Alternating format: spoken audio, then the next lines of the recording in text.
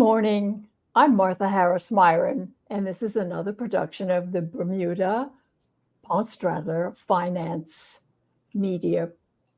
And here in the studio with me today, once again, is my good friend and Bermuda luminary, Freddie Forth. She's an expert in real estate, mortgages and lending, and local Bermuda architecture. I just want to mention that this information is general in nature.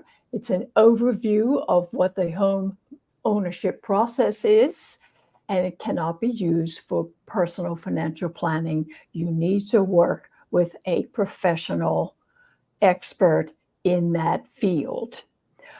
Today is also August the 15th. It's a Thursday, and Hurricane Ernesto is heading towards Bermuda.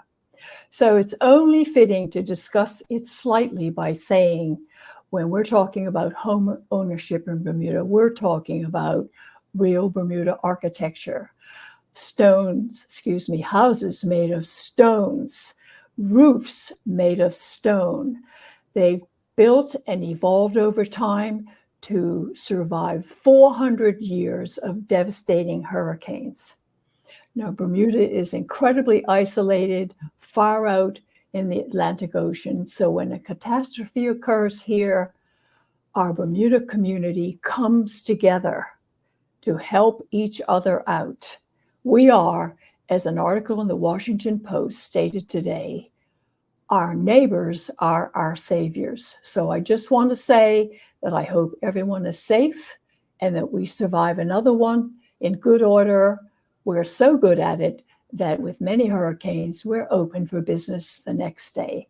And with that, I'm turning this over to our expert, Freddie Forth. Well, good morning, Martha. So true about the hurricane information. And as you can see from the window behind me, it's pretty still right now in Bermuda. But Bermudians also take precaution, prepare early. As you said, they would have called on their neighbors to help board up their homes and prepare for the worst. That's how we operate here.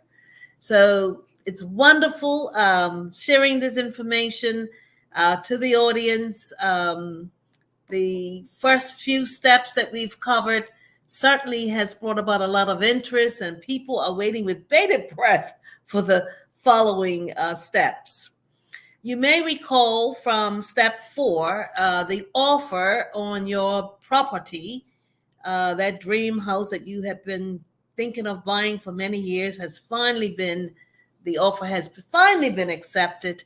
And so the next step, would have been where you would have reached out to your mortgage officer, because as we talked about, the pre-approval doesn't indicate what type of property you're going to find. You may have just found a property that has a rental income. So you would have also reached out to your conveyance or real estate attorney to let them know that your offer has been accepted. So the bank at that time would have carried out various processes, and after which, where everything is satisfied with the bank as far as the collateral value, they will then call you in as the purchaser to sit down and discuss with you the terms and conditions of the mortgage borrowing. And that discussion would be reduced to writing, which is called a facility letter. That letter will indicate the name, the property that they are going to have collateral over. It will indicate the actual mortgage term, bearing in mind that the maximum term is 30 years, and generally speaking, the mortgage is repaid by the time the individuals are of retirement age. In today's world, it could be 65 or 70. And it would, of course, outline the mortgage interest rates, the other terms in the actual mortgage facility.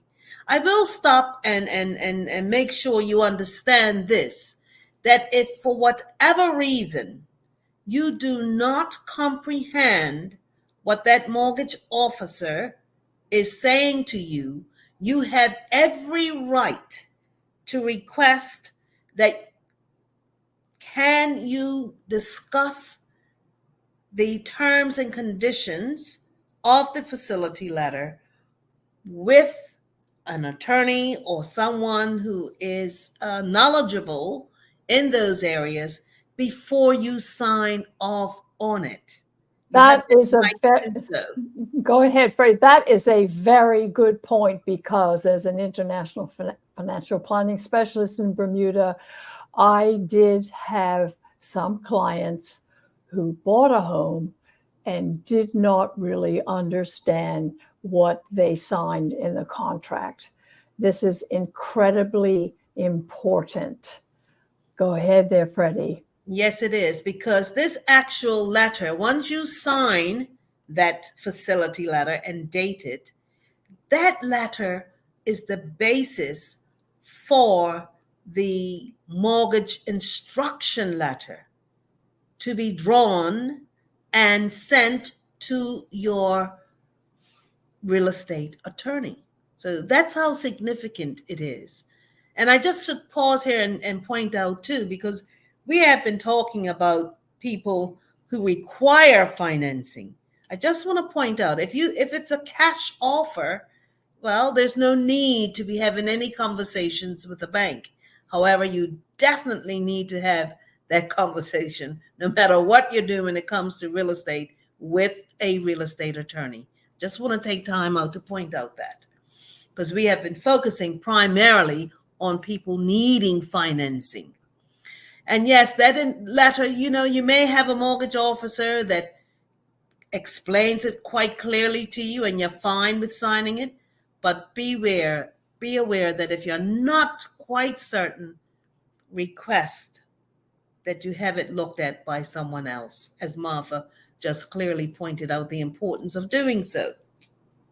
Now, the interest rate, we could delve deep into it, but there are different types of mortgage products. There are different, for instance, there's the variable rate mortgage and there's the fixed rate mortgage. That would have been discussed in your first meeting with that mortgage officer. In Bermuda, I will say the most popular rate is the variable rate, because our interest rates don't fluctuate so severely. They don't go from like 8% to 20%, unlike in some other jurisdictions. And you have the benefit, when you have a variable rate mortgage, of benefiting when the mortgage rates are lowered. The fixed rate, yes, gives a form of comfort to those needing that no matter what the interest rate, whether it goes up or down, they have the comfort of knowing their mortgage payment will always, for instance, be a particular amount. Although I will say with most of our mortgages, there is that 5-year term in a mortgage document that gives one, in particular the bank, to call you in after 5 years and give you the option of either opting to have a variable rate mortgage or continue with a fixed rate. So the fixed rate mortgage is only primarily in place for about 5 years. Excellent, Freddie. And another thing that I will point out is, this is an overview. Freddie and I are working on some additional series, for instance, mortgage understanding, where we're going to dig right into that contract so you have a very good idea of what you're buying, what your responsibilities are, and all of it to accomplish an excellent outcome. So right. That's correct. And so when that facility letter has been signed, your attorney has done all he can do or she can do as far as the due diligence on the property you intend to purchase. That attorney cannot move any further with the transfer process until such time he or she receives the mortgage instruction letter from the bank. because that mortgage instruction letter will detail exactly the terms and conditions of the mortgage, and then your attorney is able to prepare not only the transfer of property or of ownership, but also prepare the actual mortgage document. Terrific. So stay tuned for step 6. Have a look at our bios here at the end of this particular presentation. Keep in mind again that this is general information only, not intended as personal financial planning advice. And we will talk to you again soon. Thank you, Freddie. Thank you, Martha. A pleasure.